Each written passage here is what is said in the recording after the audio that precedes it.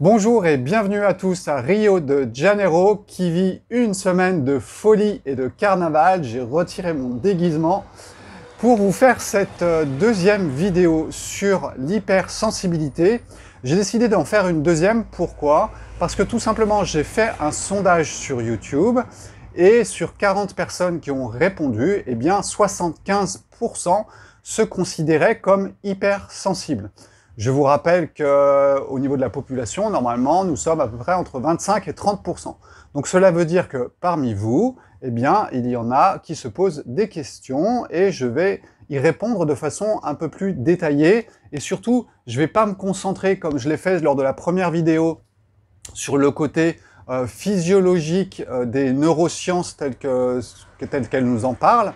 Je vais vous parler aujourd'hui un petit peu plus de ma façon à voir les choses, comment l'équilibrer. Je suis aussi un hypersensible, mais je me soigne, ou du moins je me rééquilibre. C'est tout ce que je vais essayer de partager avec vous dans le détail cette fois-ci.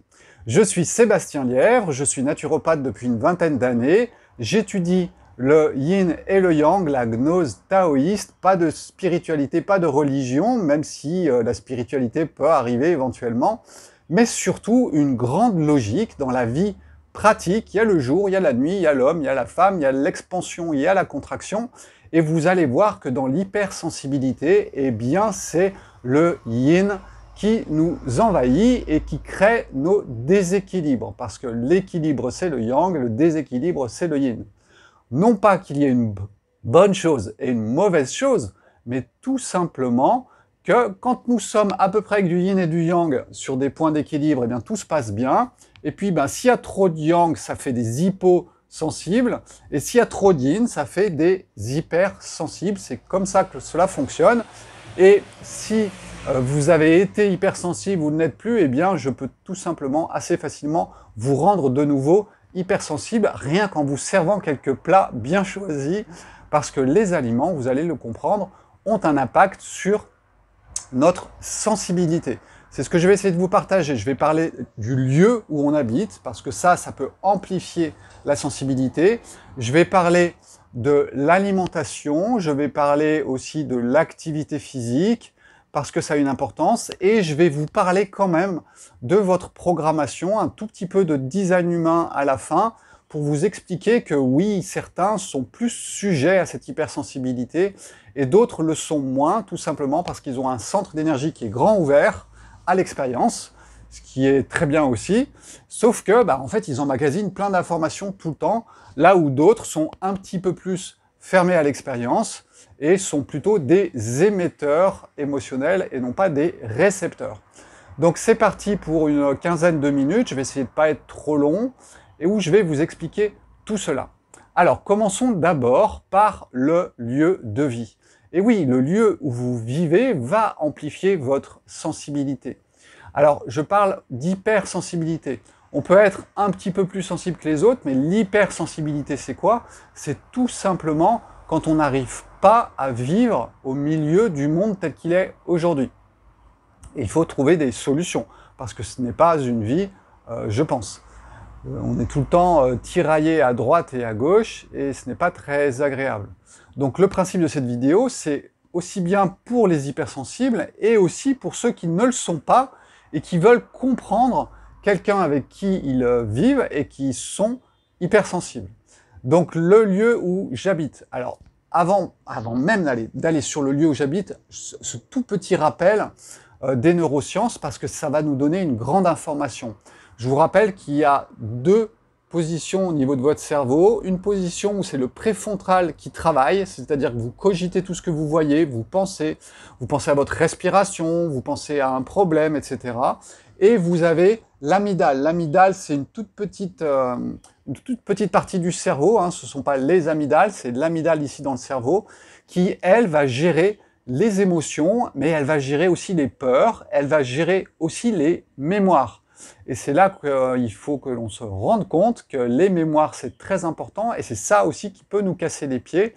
C'est pour ça qu'à un moment ou un autre, je vais vous parler aussi un petit peu de psychologie, parce que si on ne règle pas, ou si on n'équilibre pas notre psychologie, en termes de conflits intérieurs que l'on a, eh bien c'est vrai que ça vient stimuler en permanence notre amygdale, dans son système de mise en sécurité. Et du coup, eh bien, il vous faut passer par des techniques de respiration, de yoga, pour augmenter votre côté frontal qui prend un petit peu la main et qui du coup qui fait baisser un petit peu le reste. Donc voilà, toutes ces techniques, elles ont le droit d'exister. Vous savez que je n'aime pas trop les techniques d'habitude, je préfère avoir une vie normale sans utiliser des techniques.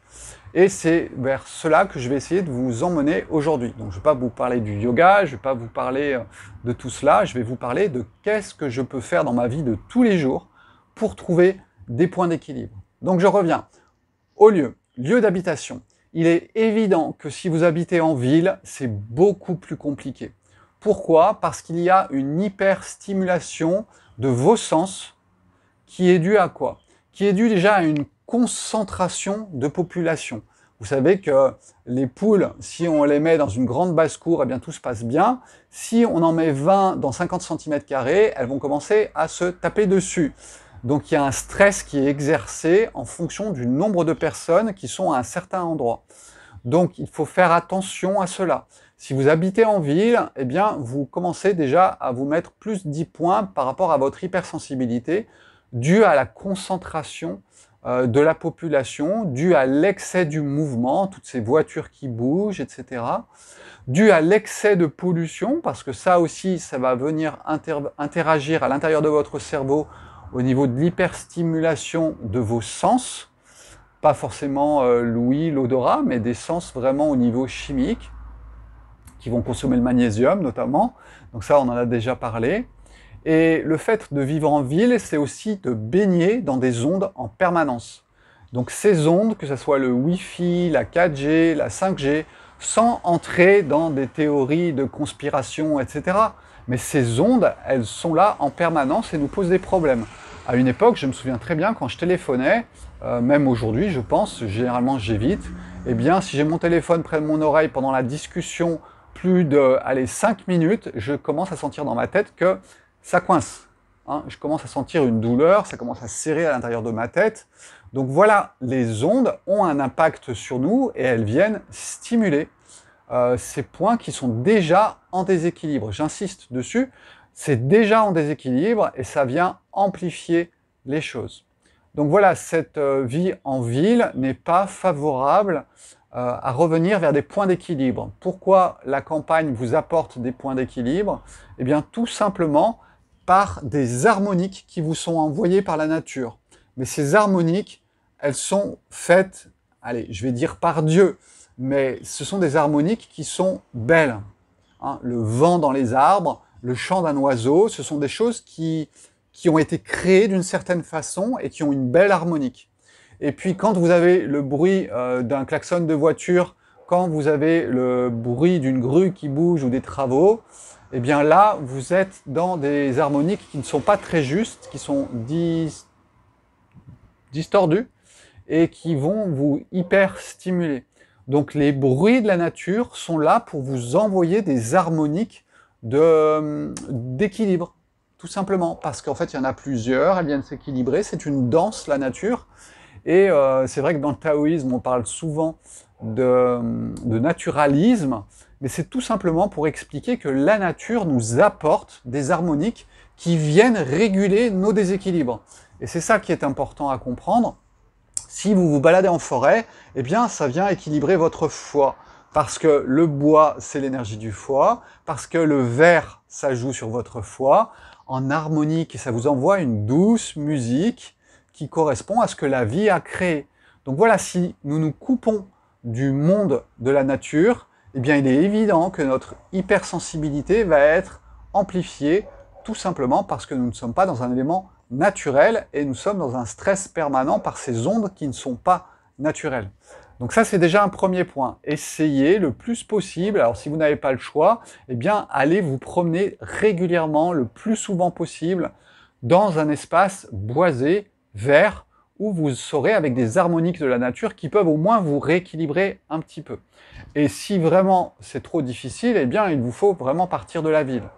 Mais je vais essayer de vous donner des points qui vous permettraient de rester en ville, tout en prenant un peu de nature, mais en régulant d'autres choses. Ces autres choses, c'est quoi? Eh bien, c'est votre alimentation. Le yin, c'est le déséquilibre. Le yang, c'est l'équilibre. Alors, il ne faut pas être trop yang, il ne faut pas être trop yin, mais quand on est hypersensible, eh bien, nous sommes dans un déséquilibre du yin. Donc, tout ce que vous mangez qui va être caractérisé en médecine traditionnelle taoïste par le yin, eh bien, il va falloir l'éviter. Qu'est-ce que l'on va trouver dans cette liste? Eh bien, les épices, par exemple, sont yin et il faut les éviter. Tout ce qui est acide peut être un problème. Tout ce qui va être cru représente aussi le yin. La cuisson, c'est le feu, c'est le yang. Donc, quand vous mangez cru, ne soyez pas surpris, vous basculez dans l'hypersensibilité ou dans la sensibilité, et ensuite dans l'hypersensibilité. C'est exactement ce qui s'est produit avec moi, quand à l'âge de 23 ans, j'ai décidé de manger cru. Eh bien, les premiers mois, tout allait bien, je voyais plein de choses, c'était intéressant. Ensuite, j'ai commencé à magnétiser parce que je commençais à devenir hypersensible à plein de niveaux. Et puis, il y a un moment, eh bien, j'avais des douleurs musculaires, je ne pouvais plus faire certains sports, et je devenais hypersensible. Je mangeais un morceau de chocolat et je faisais de la tachycardie. Donc, comprenez bien que votre alimentation, elle joue sur le yin et sur le yang, et du coup sur le yin et sur le yang à l'intérieur de votre cerveau. Et ça va vous faire basculer au niveau de l'hypersensibilité. Ensuite, qu'avons-nous? Tout ce qui est boisson acide et sucre. Donc le sucre augmente la sensibilité et l'hypersensibilité. Le sucre, c'est très yin. Attention aux fruits exotiques. Attention à l'excès de potassium dans les aliments. La banane, par exemple, est un aliment qui contient beaucoup de potassium.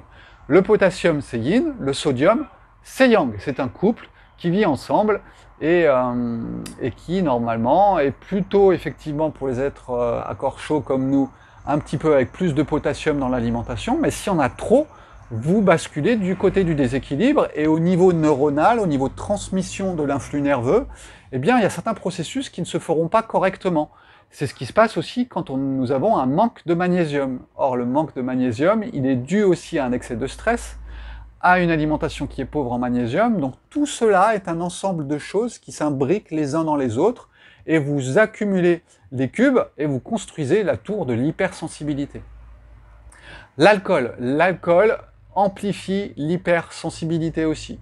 Donc ça peut aider certains quand ils sont coincés, mais si vous êtes déjà grand ouvert, ça va vous ouvrir encore plus grand.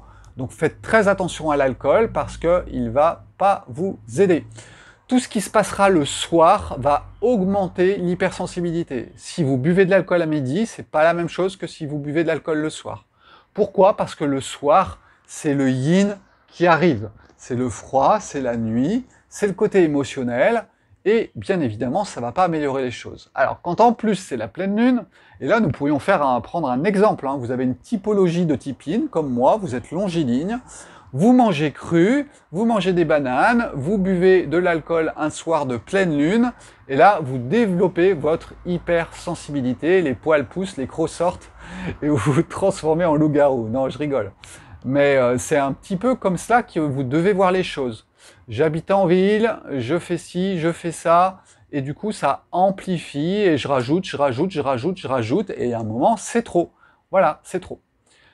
Qu'est-ce que je peux vous dire encore sur l'alimentation? Voilà, j'ai fait des vidéos sur l'alimentation yin-yang, je vous en referai une si vous voulez pour vous expliquer cela en détail. Les produits laitiers aussi augmentent le yin, surtout s'ils sont fermentés. Donc tout ce qui est fermenté va augmenter également ce point de déséquilibre.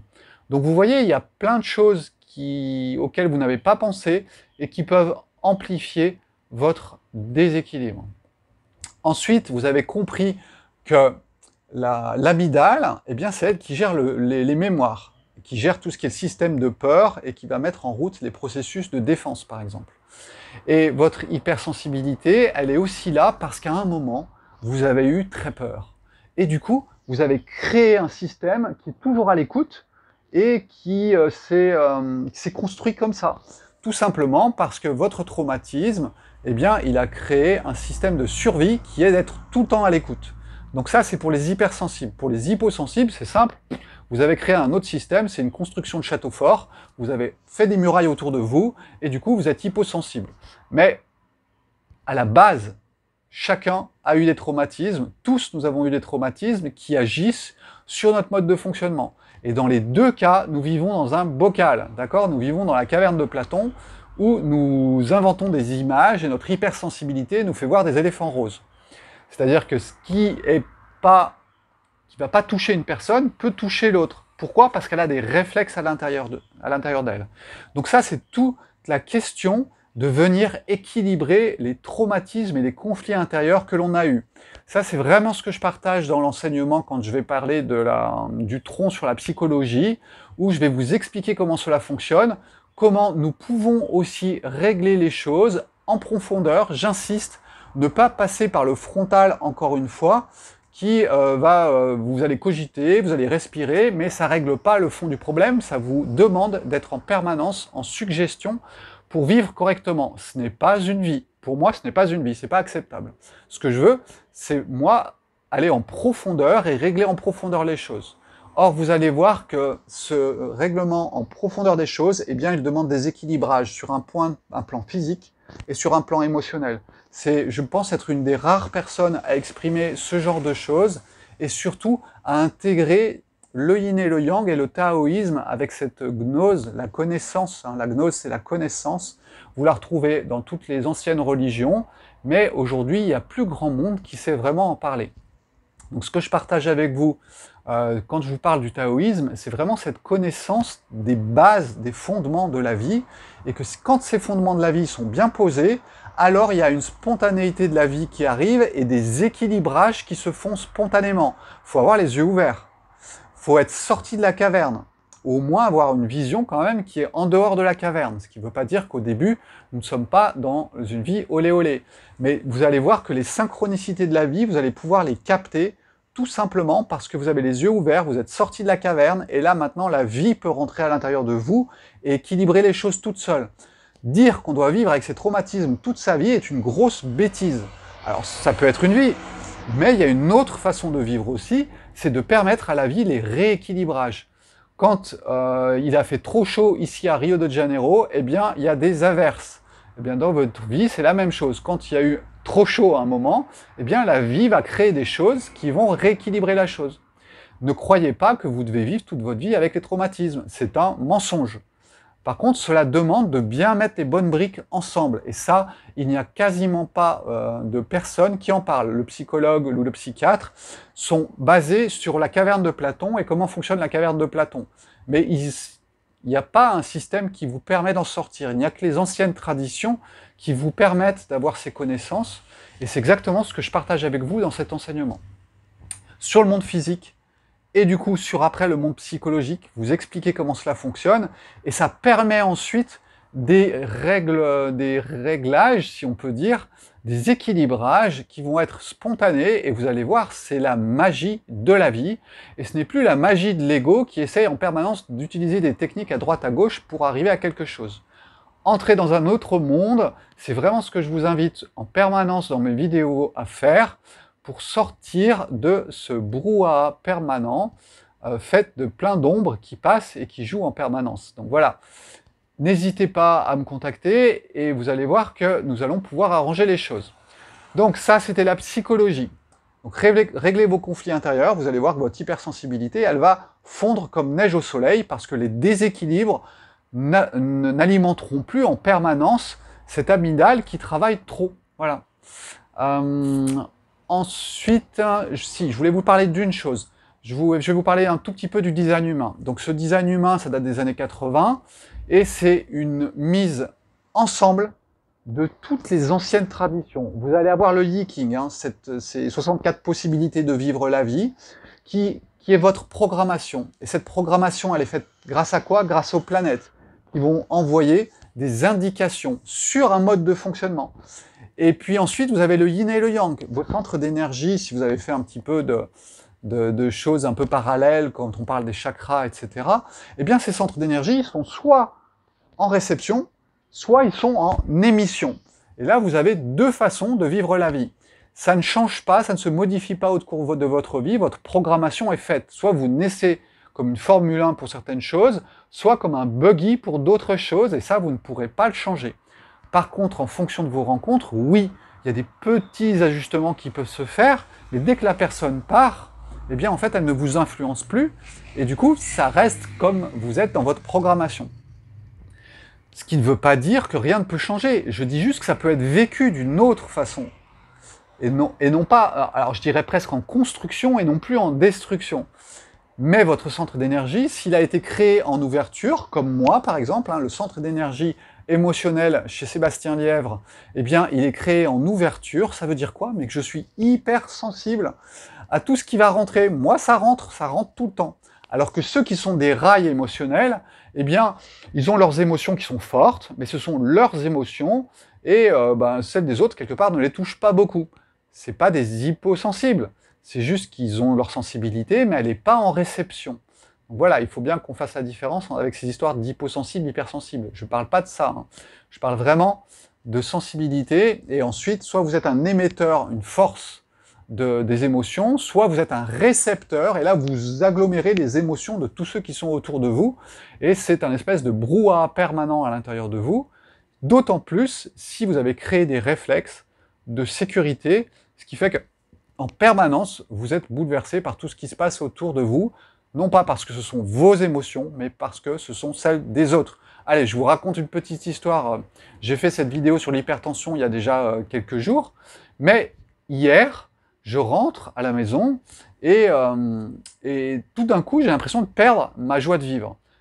Généralement, je ne connais pas. Moi, je me réveille tous les matins, je suis un petit oiseau et généralement, toute la journée, je le suis. Et là, je me suis dit, mince, mais qu'est-ce qui se passe? Et puis, petit à petit, avec ma chérie, j'apprends que c'était compliqué dans sa famille, elle a eu pas mal d'intercations avec ses filles, et du coup, elle est quand même dans un état intérieur, même si elle ne le montre pas parce qu'elle se contrôle, qui est émotionnellement très très fort, avec plein d'instabilité. Et Sébastien, qui est grand ouvert, eh bien, prend cette instabilité, et du coup, il ne sait plus si c'est lui, si c'est l'autre, et où est le problème. Et vu qu'il n'y a pas forcément une discussion, eh bien vous voyez que vous restez avec ça à l'intérieur de vous, mais vous ne savez pas. Et voilà, donc après vous créez des réflexes, vous allez prendre de la distance parce qu'il y a quand même quelque chose qui vous dit que le danger il vient de là, mais vous voyez dans quel imbroglio relationnel nous tombons, notamment quand nous n'exprimons pas les choses, et puis pour ceux qui sont ouverts au niveau émotionnel, avec ce centre d'énergie ouvert du plexus solaire, eh bien vous êtes des récepteurs émotionnel, et du coup, vous pouvez être bouleversé assez facilement en fonction de votre état. Et j'insiste, en fonction de votre état. Si c'est votre amygdale qui a le plus d'énergie, trop d'yin, eh bien, vous allez voir qu'elle va vous casser les pieds. Et puis, si c'est votre lobe frontal qui dirige, vous avez plutôt tendance à être hypo-émotionnel. Si vous calculez tout, vous faites de la respiration, du yoga, blablabla, du coup, là, c'est un petit peu différent. Donc voilà, ça c'est important de le comprendre. On peut s'aider sur 3 plans. Le premier plan, c'est de comprendre où je vis. Le deuxième plan, c'est de comprendre qu'est-ce que j'ai à l'intérieur de moi qui me rend hypersensible. Et c'est pas un hasard. Et ensuite, vous avez ce côté, je dirais, un petit peu plus de la programmation qui vous permet de comprendre tout cela. Donc je vais vous faire aussi quelques vidéos, si vous voulez, sur le design humain. Et je vais vous expliquer comment ça se passe à l'intérieur de votre corps en termes de programmation yin-yang. Je vous rappelle que toutes les petites images que vous êtes en train de regarder en ce moment sur votre écran sont faites avec des 0 et des 1. Même toutes les couleurs sont faites avec des 0 et des 1. L'être humain a reproduit ce que Dieu, la vie, a fait avec du yin et avec du yang. Rien d'exceptionnel, tout ce que vous voyez n'est que yin et yang à des dosages particuliers qui vous font voir certaines couleurs. C'est tout l'art du taoïsme et sa simplicité, parce qu'en 1h30, généralement, je peux expliquer ça à un enfant sans aucun problème. Il n'y a pas besoin d'être intelligent, il n'y a pas besoin d'heures de pratique, d'heures de compréhension. C'est à la portée de tout le monde. Et c'est pour ça que j'ai pu en discuter ici avec les indigènes du Brésil, tout simplement. Voilà, j'ai fini, 24 minutes, j'ai dépassé un petit peu le temps. J'arrête pour aujourd'hui, mais je pensais que c'était important de répondre et d'augmenter un petit peu les informations sur le détail de comment améliorer les choses. Si vous êtes près des hypersensibles, montrez-leur cette vidéo, parce que ça peut les aider à comprendre leur mode de fonctionnement. N'hésitez pas à me contacter, passez sur mon site internet, sébastienlièvre.com, regardez les vidéos, et puis si vous le souhaitez, eh bien, inscrivez-vous à cet enseignement que je donne, où je vous explique tout cela, le monde physique, le monde psychique et éventuellement la métaphysique. Il y a 3 cursus qui existent, soit en un bloc, soit un par un, en fonction de ce que vous souhaitez, soit online, soit en live aussi, c'est possible. Voilà, ciao ciao, portez-vous bien, à bientôt, et puis une prochaine vidéo, ce sera sur l'extrait de pépins de pamplemousse. Je vous prépare ça pour le week-end. Le plus grand antibiotique naturel que l'on connaisse, antifongique, mais aussi antiviral. Il fonctionne très bien sur le virus de l'herpès, il peut fonctionner très bien sur l'eczéma et sur d'autres choses. Attention, c'est une béquille, le principe est de trouver son équilibre et de ne pas avoir besoin de quoi que ce soit. Avoir un corps qui fonctionne bien, en état d'équilibre, c'est pour moi le principal et c'est ce que j'essaye de vous enseigner, même si je vous donne des petits trucs comme ça qui sont plaisants et qui peuvent nous aider à des instants T. Voilà, ciao ciao, bye bye, portez-vous bien.